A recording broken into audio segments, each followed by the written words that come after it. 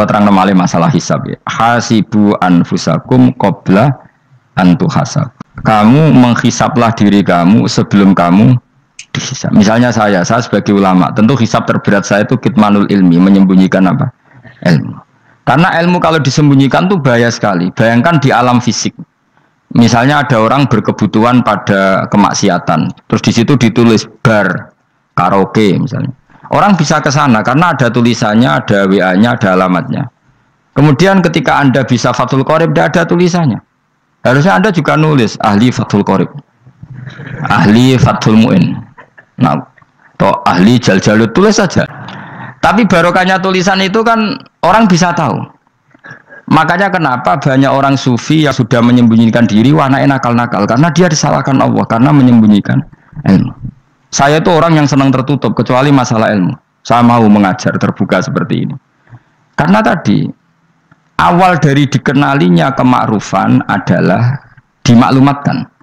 Awal dari dikenalinya keburukan juga karena dimaklumatkan. Betapa celakanya kalau kemungkaran dimaklumatkan, sementara kebenaran tidak dimaklumatkan. Makanya Mbah Mun itu sampai berfatwa, Mbah Mun guru saya itu. Nah, ono masjid, ono menawarane Mbah Mun duka. Masjid kok ono menarane, wajib ono. Dulu saya iskal, kenapa menara jadi wajib? Tapi setelah saya tambah angan-angan, secara fikih jelas tidak wajib. Tapi coba bayangkan, misalnya ada bar, lampunya tinggi, orang dari jauh tahu itu bar, sehingga kalau mau maksiat misalnya ingin ke sana. Sekarang misalnya masjid gak ono menarane, ada orang ingin sholat, ono masjid tahu orang. Tapi baru kayak ada menaranya kan, tahu.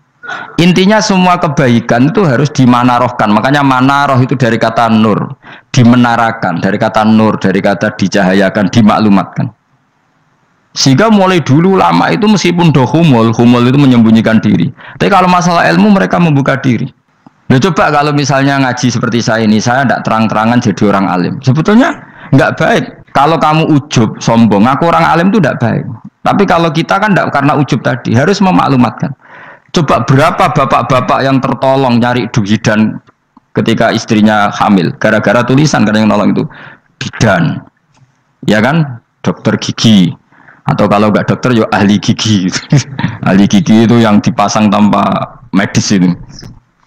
Tidak kamu menjadi tahu karena apa coba? Tulisan kan. Tapi kenapa kebaikan tidak seperti itu?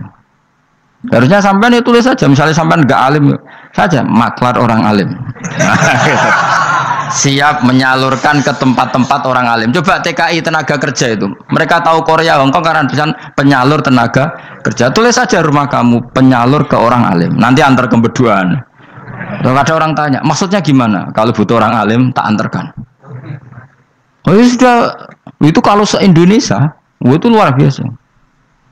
Jadi yang ngajinya dulu Fathul Qorib sampai bab sholat itu saja ahli Fathul Qorib sampai bab sholat. Tulis saja dalam kurung pemahaman pas-pasan. Lo coba dokter itu kan fair. Kalau ilmunya pas-pasan tulis dokter umum. Kalau dia merasa pinter dokter spesialis. Dan itu menjadi orang tahu. Tulis saya kan ke ahli saraf. Nah. Buatan guyon itu betul. Makanya saya ini termasuk orang yang menyembunyikan diri. Tapi kalau bab ilmu enggak. Sehingga nyun saya ada sombong banyak gus-gus alim yang ngaji saya Jamul Jame, ngaji Mahali. Padahal itu kitab tersulit di pondok. Tapi gara-gara saya sering cerita, saya pernah ngaji Jamul Jame sama Mbah Mun. Saya pernah mentakriri kitab ini, kitab ini. Ini banyak yang ngaji saya. Kalau tanpa itu kan mereka enggak tahu. Nah, sehingga syarat utama jadi nabi itu sebetulnya memaklumatkan diri. Ya saya ulang lagi. Pertama nabi jadi nabi syaratnya apa? Memaklumatkan diri. Sehingga pertama beliau jadi nabi naik gunung Sofa, kemudian ya ma'syara Quraisyin halumu ilayya, wahai orang Quraisy kesini.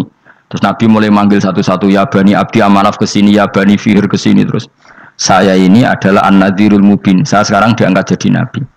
Terus Abu Lahab marah-marah, tabban laka ya Muhammad alihada jama'tana. Muhammad kamu itu orang sial, kita enak-enakan tidur gara-gara kamu manggil kita datang, ternyata hanya untuk urusan seperti ini. Makanya terus ada tabat yada abi labi watab. Tapi yang iman kemudian tanya, Muhammad kalau kamu setelah jadi nabi misinya apa? Saya diutus Allah untuk kamu menyembah Allah, tidak boleh menyekutukan Allah. Dan Allah memerintahkan kamu afaf itu meninggalkan zina, meninggalkan maling gini-gini. Coba kalau Nabi tidak memaklumatkan diri, jadi Nabi sekelunak-kelunus, ketemu wong monggo nggih. Ada temu dia nggih. Sengerti nak Nabi ku sapa aja.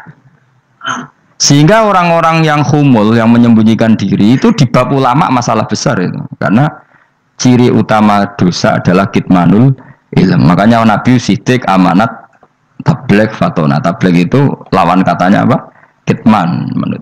Makanya saya ngaji di mana-mana. Saya di Jakarta ngaji, di sini ngaji, di Pasuruan ngaji. Harus dimaklumatkan ilmu. Dan kalau ada orang tanya ya tak jawab. Saya itu kitab yang paling aneh di pesantren, misalnya yang mulai aneh lah, gak Jamul Jamek. Saya sampai sekarang masih ngajar Jamul Jamek. Kitab yang aneh. Macane lagi roh judulnya pusing. Jamul Jamek, kumpulane pira-pira kumpulan. Jadi ilmu apa ae ana ning kono. Sing gak ana ilmu dukun, mboten enten. Ilmu carane bodoni ya ora ono. Ning kono mau carane mlebu swarga tok. Ya terakhir paling gampang itu cara nganggo fadhole pangeran. Iku kena mbok tiru. Pokoke mlebu swarga nganggo fadhole pangeran. Masalah utama kita sebetulnya itu, makanya saya tidak pati cocok sama orang sufi itu. Kebenaran itu harus dimaklumatkan. Sementara orang sufi itu ingin menyembunyikan diri. Itu kalau untuk yang alim itu tidak bagus. Wong kita saja tahu itu dokter atau bidan karena tulisan. Ini bidan, ini dokter. Dan mereka jujur, dokter umum, dokter spesialis. Loh, coba misalnya di kota, kamu tulis saja penyalur kebaikan. Orang yang ingin mondok. Oh pondok pilihannya ada, Sarang ada, Peloso, Lirboyo. Kalau saya ke sana gimana? Oh, saya kenal Gusnya, tak anter. Wan keren, sudah ada penyalur. Kalau orang bisa tersalurkan ke Korea, ke Korut, ke Jepang karena tulisan, kenapa tidak banyak orang tersalur kebaikan karena tulisan? Meskipun nanti ditawari orang, mesti dulu sih ahli takrib, mesti wong guyu, ahli fathul qorib sampai bab sholat. Tulis saja jujur. Maaf, tapi hanya sampai bab sholat. Tulis saja. Ada maafnya bareng, maaf. Tapi sampai bab sholat. Enggak apa-apa. Paling untuk wong sowan. Larian mau doa jenengan 2 tahun. Tapi ini mau doa mau 3 bulan. Mulai ngaji ini untuk bab sholat. Enggak apa-apa. Itu dulu memang begitu. Rasulullah zaman Sugeng itu kalau ngajari santrinya itu balighu anni walau ayah. Maklumatkan ke kampung kamu meskipun 1 ayat. Banyak sahabat kalau ditanya ya tidak bisa karena ngajinya tidak hatam. Tapi ya terus gak apa-apa, kok tak soal Abu Bakar, tak soal Umar, ditanyakan yang lebih pintar. Saking tidak pahamnya sahabat itu lucu. Ketika ada ayat waqulu wasrabu hatta yatabayyana lakumul khaytul abyadu minal khaytil aswad. Itu kalau mau tidur ya benar-benar bawa benang putih sama benang hitam, ditulis dipasang di pintunya. Jadi kalau makan diinceng lagi, kok masih belum kelihatan, wah masih boleh makan. Gitu. Terus begitu. Kalau sudah mulai syuruk, mulai padang, wah berarti sudah imsak. Jadi karena makanlah dan minumlah sampai benang hitam terbedakan dari benang putih. Artinya kalau malam kan, dulu kan nggak ada listrik, nggak ada lampu. Berarti kalau benar-benar masih malam nggak terlihat, berarti masih boleh makan. Nanti terus dilihat gitu. Terus, ya sudah wakafnya di situ. Hatta yatabayyana lakumul khaytul abyadu minal khaytil aswad. Wakaf dulu. Terus akhirnya Kanjeng Nabi itu piye kok umatku jadi masangi benang. Akhirnya Jibril teko. Ini makanya unik dalam ulumul Quran. Satu-satunya ayat yang diturunkan hanya 1 kata itu ya ayat itu tok. Terus Jibril datang, Muhammad ayatnya ku kurang sitok. Minal fajr. Terus ditambahi minal fajr. Jadi minal fajr itu unik. Ada Jibril jauh-jauh dari langit. Iku mau nuron apa? Minal fajr. Makanya kalau kamu nanti dites, kalau ingin jadi dokter tafsir dites, ada 1 kalimat yang diturunkan jauh-jauh Jibril ke bumi. Apa kalimat itu? Jawabannya minal fajr. Us alim gue yakin alim. Memang ikut tak? Masa ikut? Ergo gara-gara sahabat itu terus masangi apa? Benang ngincang. Akhirnya minal fajr. Oh, baru mereka tahu maksud fajar, maksud apa? Benang hitam artinya malam, benang putih artinya fajar. Sodik sudah menyingsing. Semenjak itu sudah ada benang-benangan karena jadi orang-orang ngono maksudnya iki kurang sithik terus turun apa? Minal fajar ya. Jadi nanti kalau sampai latihan tes jadi dokter apa? Tafsir. Ayat mana yang diturunkan hanya 1 kalimat atau 1 kata jawab apa? Minal fajar. Lolos langsung dokter. Pun pinter. Ya pinter ngerti maksudnya orang yang tinggal. Lah nanti hubungan kita dengan Allah ya seperti itu. Sejauh mana kita memaklumatkan Allah, sejauh mana kita mengkampanyakan Allah. Saya sering berdoa, ya Allah, Engkau dipuji di langit dan di bumi. Lalu kalau di bumi ateis, itu caranya kayak apa? Dulu saya itu terobati karena Uni Soviet setelah persemakmuran banyak menjadi negara Islam. Berarti itu bukti bahwa Allah pun dipuji di bumi Uni Soviet. Lalu yang kayak Korea kayak apa? Ternyata betul Koreanya tetap ateis, tapi gara-gara diserbu wong Indonesia. 49.000 wong Indonesia ning Korea Selatan. Iku mbok gawe sing salat separuh, iku cek piro? 24, kira-kira selawe digawe 20.000. Wis 20.000 salat kabeh, tahlilan kabeh surwame. Lah kok sing ngritik tahlil muni sunah Rasul tok surwame. Ora rame lah walhasil. Kita tahlilan wah itu enggak ada hadisnya. Gak apa-apa sing penting muni hadis sing tok tahlil muni hadis ya ibadah, tahlil ya ibadah. Mbok lah soal kok bener ding totalan guri sing penting rame, maksudnya sementara rame ngomong visi Islam. Itu Islam tahlil, itu Islam sunnah Rasul gak masalah. Wong ape yakin bener saiki ya ora ono klarifikasi. Tapi sementing kan kabeh ngomong tentang Islam. Artinya gini, Allah punya cara untuk supaya bumi Korea itu ada yang bertasbih bersujud. Mil'us samawati wa mil'ul. Allah tidak kurang cara. Golek wong kedonyan ditawarik ke sana demi uang. Bareng muslim kono dielingno pangeran. Segawe masjid, kontrak masjid macam-macam lah masjid kontrakan di Korea. Dan gini ra ono masjid. Pusing. Saya pernah ngisi di satu masjid itu gambare pintu gerbangnya bukan salib kan. Ternyata tingkat 1 itu gereja, tingkat 2 bar, tingkat 3 masjid. Kadang ya kebalikan masjid, bar, gereja. Satu gedung. Jadi malaikat saya tidak tahu lewatnya gimana itu kan. Nggak tahu itu cara lewat gimana karena malaikat bagian rahmat itu nggak bisa dia lewat salib ya. Tapi dia harus menulis ganjaran yang sholat. Nggak tahu saya lewatnya dari mana karena itu. Ya tentu dia punya cara lah. Tapi yang jelas ya agak bingung ini gimana. Artinya gini, Allah punya cara untuk menyebarkan Islam di Korea. Sama seperti Allah punya cara untuk menyebarkan Islam apa di Indonesia. Dulu orang Gujarat, Punjab, ya sejarah ini menurut saya ya tetap sebagiannya benar. Meskipun tidak seluruhnya benarnya. Sejarah Islam masuk Indonesia rata-rata orang kan menulis pedagang Gujarat India ke Indonesia dagang karena mereka mukmin akhirnya juga menyebarkan apa Islam. Itu jelas nyata. Meskipun tidak semuanya seperti itu karena ada yang dibawa Yusuf Baros itu yang muridnya Sayyidina Ali. Terus juga ada yang dibawa beberapa habaib dari Yaman langsung ke Indonesia kayak yang di daerah Tuban itu kan langsung habib-habib dari Samarkand langsung ke mana Tuban. Makanya saya bilang sejarah itu semuanya benar. Karena memang variasi masuknya Islam di Indonesia itu banyak. Jadi itu enggak masalah. Sampean niru sing kedonyan mawon sing luwih gampang napa? Lho enggak dong. Kayak Jakarta itu kan kota kayak gitu. Baru kayak wong kedonyan orang ke Jakarta semua. Gara-gara tahu mondok pedutan tadi ahli Fathul Qorib tadi yang sampai bab salat terus bikin masjid. Iku coba takoki faraid terang ora iso. Pemene takoki muamalah terang ora iso, tapi nak trimo carane salat sing batal apa ngentut roh. Ilmune kok roh nak nganti bab iku jek roh. Sing batal salat apa jek roh ngentut nyekel wong wedok jek roh. Tapi mbok aja takoki sing detail apa? Cara mengenali kiblat dengan hisab ya marosdil kiblat wis ora iso. Atau nganggo komputer itu loh. Nganggo jam nganggo kompas. Padahal ana ilmune ya marosdil apa? Kiblat di bulan tertentu, hari tertentu itu nanti matahari tepat di atas Ka'bah. Serang arah iso, nak ngono niku serang arah iso. Ya saya ulang lagi ya. Jadi kesalahan kita adalah kebenaran itu kita sembunyikan. Padahal awal dikenalnya Islam itu lewat i'lam, fasda bima tu'maru. Kebenaran harus dimaklumat. Tapi problemnya Islam Indonesia tuh kadang humul tuh bangga. Enggak dikenal orang itu bangga gini. Oke lah, kalau yang enggak, saya sendiri ya suka humul. Sampai sekarang saya suka humul. Saya sampai sekarang enggak suka tamu. Bukan karena benci tamu, ribet. Maksud saya kalau sowan kiai ya ngaji saja, ora usah sowan. Oh ribet. Ya, lucu kan, seneng Gus Bak jare wong alim. Terus senenge mau sowan tok ngaji ra gelem piye karepe. Wong kok aneh. Iku berarti kalau karo kowe seneng dokter, di konsultasi obat ra gelem tapi ngajak jagongan. Dok, jenengan tiyang pundi? Jenengan manggen dalam mriki mulai tahun pinten. Lah yo kowe takok dokter kemalan. Mesti nek kowe takok lara apa obate apa kok malah kenalan. Pindah Jogja tahun pinten, Dok ya? Lan jenengan kawin mriki tahun pinten? Lha wong jare Gus Bae wong alim kok sowan ngono. Jenengan kelahiran tahun pinten, Gus? Zaman dinosaurus.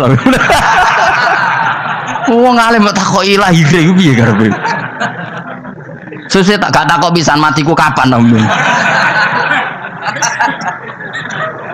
Coba betapa naifnya kita kalau kita suka dokter, terus kemudian kamu takok dok kelahiran tahun pinten jenengan. Aneh gak? Nak kowe seneng dokter mergo mau konsultasi berobat ya ngomong saja apa yang kamu butuhkan. Aku seneng wong alim yo ngaji titik. Nah, kowe misalnya seneng artis, ndelok konser artisnya takok kelahiran tahun piro. Gak penting artis ayu mbok delok seneng wis sudah gitu aja. Ora wong alim yo ngono ngaji seneng. Kadang wong Jawa lucu, seneng wong alim sowan terus takok-takok. Mana iku dudu obatno yakin. Maksudnya bu sing profesional maksudnya sing rontok bener sithik lah dadi wong. Aja bener nemen-nemen gak mungkin wis pokoknya bener sithik-sithik. Makanya kemarin ngaji apa Nasaihul Ibad kan gitu. Mujalah satu ulama artinya apa? Fi majlisil ilm ketika ngaji. Ora kok mujalah satu ulama utawa sowan matekno wong ngene tejo. Kula termasuk kiai yang kampanye ini. Kula termasuk kiai terkenal tapi sing tamu kula rapati kathah. Iku jaga masyaallah tenan wis. Muga-muga rodok tobat sithik-sithik lah maksudnya. Maksudnya ya sudah lah. Ya tadi hubungan wong alim ya sudah ngaji. Kalau hubungan sama dokter ya tanya konsultasi apa? Medis. Kan lebih enak. Hubungan mbek dukun wis takok wis. Mbah niki menyangking pundi? Kok jenengan dermemel nglafatno apa? Sing kalimate sing jelas kan apa nak dermemel mandi nak jelas kok ora mandi ku piye? Takono. Aku yo guru pun mbek dukun. Wong kalimate ra jelas kok mandi. Nak jelas gak mandi. Kok nak jelas kita bodoh ini. Ayo gumun mantra iku mesti gak. Wae rungokno tenanan kalimatnya terus ra jelas. Dukun-dukun dulu. Yo kok mandi, nak jelas malah mandi. Mandine tenan ora ya ora. Ya saya ulang lagi ya. Jadi sebab itu di Quran sering ada kata i'lamu, kenalilah, ketahuilah. Jadi awal dari agama ini adalah harus tahu. Maka menyangkut harus tahu ini lalu Allah bikin media. Media itu apa saja. Tapi lalu kita bisa berdebat tentang media. Itu yang kita tidak tahu nanti hisabnya di depan Allah Subhanahu wa taala. Saya sampai sekarang itu nggak tahu, nggak pernah bilang halal, nggak pernah bilang haram. Misalnya gini ya buat ini dengerin ya. Di Korea ini sering teman-teman cerita. Ada beberapa majikan yang baik sama umat Islam, yang bekerja Muslim. Itu kalau dipamiti sholat kan, Pak majikan saya mau sholat. Sholat itu apa? Mereka bilang dengan bahasa analogi di Korea. Pokoknya sholat itu sembahyang. Ketika sholat itu ditanya sama orang Korea, loh kamu itu sembahyang kok tidak ada patungnya? Karena pengetahuan mereka yang namanya sembahyang itu ada patungnya. Ada yang baik, apa sekalian tak belikin patung? Jadi wong Islam pas sholat tuh didelok ngarepe dhuwure kok gak ono patung. Ono sing ape sujud tuh digambarno salib. Mergo dekne denger-denger kalau karena tidak tahu Islam itu apa. Sementing ada personifikasi Tuhan. Ada lagi ini yang agak ngeri. Ada pegawai Garuda karena dia agak terpelajar waktu sholat dia sholat sama krunya di mall. Itu langsung security mall nelpon polisi. Ini ada ritual teroris gitu. Jadi sholat itu dianggap mukaddimah sebelum ngebom. Pertanyaannya adalah karena mereka tidak pernah ngerti sholat itu kayak apa. Dan kadang-kadang orang ngerti bahwa sholat itu adalah ritual umat Islam itu lewat media. Media itu bisa berita, bisa dokumenter, bisa apa saja. Kita tidak pernah tahu cara Allah mengertikan. Seperti kita tidak pernah tahu madzhab Mu'tazilah, tahunya itu dari kitab-kitab ahli sunnah wal jamaah. Coba kita semua misalnya tahu madzhab yang aneh, Mu'tazilah, Jabariyah, Qadariyah, itu dari kitab mereka apa dari kitab ahli sunnah? Dari kitab ahli sunnah. Maka bisa saja informasi keburukan itu dari orang baik dan informasi kebaikan dari orang buruk. Kita tidak pernah tahu. Karena ini yang bisa ngelola hanya Allah Subhanahu wa taala. Tidak bisa, kita tidak bisa, hanya Allah yang bisa. Maka perdebatan Ahmad bin Hambal dengan Haris al-Muhasibi itu seperti itu. Misalnya gini, tak kiri contoh. Haris al-Muhasibi itu orang alim alama, dia ahli sunnah mandat, pokoknya ahli sunnah sekali. Dia mau ngarang kitab tentang dia menentang Mu'tazilah, menentang Qadariyah, menentang Syiah. Terus setelah mau ngarang kitab, Ditanya sama Imam Ahmad, ya Haris, kalau kamu ngeriting Mu'tazilah, awalnya gimana caranya kalau ngarang kitab? Ya saya cerita pendapat mereka dulu, lalu saya saya tentang. Imam Ahmad guyu-guyu. Bukankah setelah kamu cerita mazhab mereka plus argumentasi mereka, jangan-jangan pembacanya sudah tertarik. Pas kamu nentang, kamu sudah dianggap gawe-gawe. Karena kadung tertarik. Saya tak contoh wae, misalnya gini, kowe sekarang rasa bareng dadi wong soleh biasa wae. Aku ana gambar wong wedok montok tak tulis, hindari ini. Kira-kira dia mau hindari apa gambare? Enggak jawab ya, kira-kira lho. Sing mbok nikmati kata hindari apa? Sing mbok eling-eling kalimat hindari apa gambare? Kira-kira. Padahal tulisannya apa? Hindari bahaya ini. Bahaya ndi terus didelok. Terus sing dieling-eling ora hindarine tapi sama. Pendapat Mu'tazilah itu ada yang menarik. Misalnya gini, menurut Mu'tazilah, seseorang masuk neraka ya karena amalnya, masuk surga ya karena amalnya. Apa artinya kalau masuk surga karena fadlile Allah? Lalu gunanya amal apa? Mungkin pembaca kan tuh, wah ini proporsional ini. Gak ada ahli sunnah, jadi bus warga mereka fadlile pangeran. Kok enak? Lalu gunanya amal apa? Padahal dia tahu pendapat Mu'tazilah itu dari kitab itu, kitabnya orang ahli sunnah. Gak pernah tahu kita. Ya saya ulang lagi. Itu kan ibarat kayak KUHP. Kamu baca KUHP draft, terus kamu cocok. Kamu mesti nyalahkan yang demo. Atau baca buku selebaran orang demo, kan terserah kamu. Kamu kan punya akal, kan tetap milih. Tetap milih. Problemnya kata Imam Ahmad itu, ketika kamu menceritakan pendapat Mu'tazilah, bisa-bisa orang itu kadung tertarik. Ketika mulai kamu tentang, orang itu gak tertarik sama penentangan kamu. Berarti kamu ikut menyebarkan Mu'tazilah. Sama seperti tadi, gambar perempuan yang agak jorok tadi sebetulnya tak tulisi kata hindari. Padahal Ruhin gak tahu eling wong wedok gara-gara tak kei gambar hindari bahaya ini malah jadi eling. Ora eling tulisannya eling. Nah, hakikat saya ini penyebar kata hindari apa penyebar gambar itu? Coba. Lalu status saya ini pengedar gambar itu apa pengedar kata hindari? Lah iya yang mengedarkan kata hindari tapi yang mengedarkan.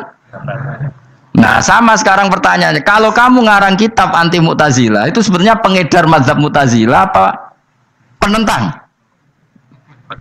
Ya pengedar juga karena umat tahu dari kitab kamu. Dong toh. Lah ya mulane ku dadi perdebatan, kok koyo iya koyo ora. Ini waktu gale gini misalnya, kamu jangan milih presiden yang dari militer, itu pasti keras, tegas, terus kaku. Ternyata pembaca itu wataknya militer, lu cari yang begini, pusing kan kamu. Agak suka presiden sipil, nggak tegas. Padahal kamu nulis itu untuk menggiring orang milih presiden. Jangan milih yang militer, pasti tegas, nggak demokratis, nggak nerima pendapat. Ternyata pembacanya suka saya punya pemimpin yang tegas. Habis kamu kan? Yang tahu hati orang itu siapa? Makanya ketika kitab ahli sunnah dipenuhi dengan cerita-cerita madzhab Mu'tazilah, itu sebetulnya kamu itu pengedar apa penentang? Itu pertanyaan Ahmad bin. Akhirnya Imam Haris Al-Muhasibi bilang gini, enggak, maksud jenengan itu ngelarang apa dukung. Pokoknya mangkel. Dari Imam yo aku pokoknya ngomong ngono ae pokoknya.